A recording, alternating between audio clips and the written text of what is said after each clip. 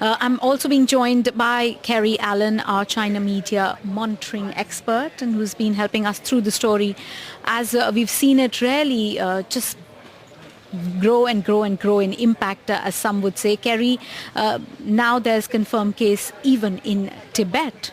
Yes, that was the final region that didn't have any cases whatsoever. So people over the last week have been following interactive maps that show them how cases are being confirmed, cases, suspected cases as well, cases being cured, deaths in regions. And Tibet had been this white mark on a map of China for a long time. So there was some information coming out today saying that it was somebody who travelled by train.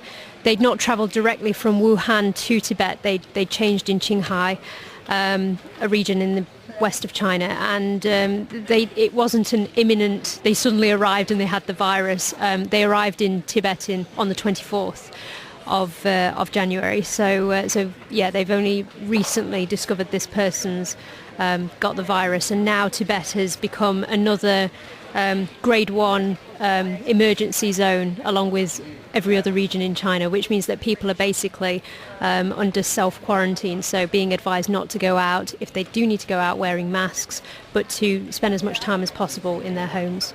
And as, of course, the death toll rises, we know now it's risen to 170, and the number of cases, more than 7,000 cases of infection. There's obviously a lot of concern amongst people and the spread of fake news within China.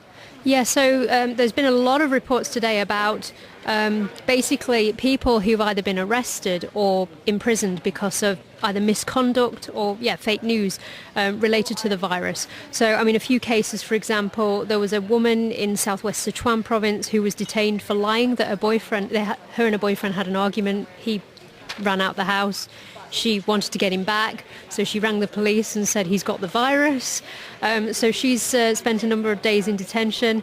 There was also a case of a man in eastern China, a city called Wuxi, who he was drunk and he arrived at his local police station spitting at the police and said, "I've just come from Wuhan," and he's been detained.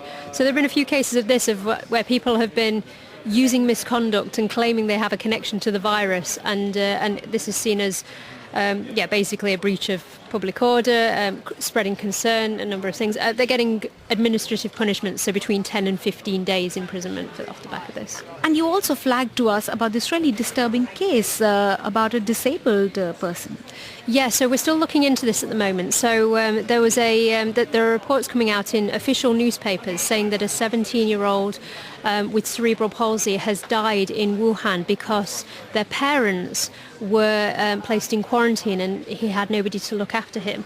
And I've seen a report in Beijing Youth Daily, which is a very official paper, saying that that there has been confirmation of the death of this boy, but they needed to carry out an investigation to find out if it was because he was left alone. So might have more to tell in the coming days on this one, but one we're watching at the moment.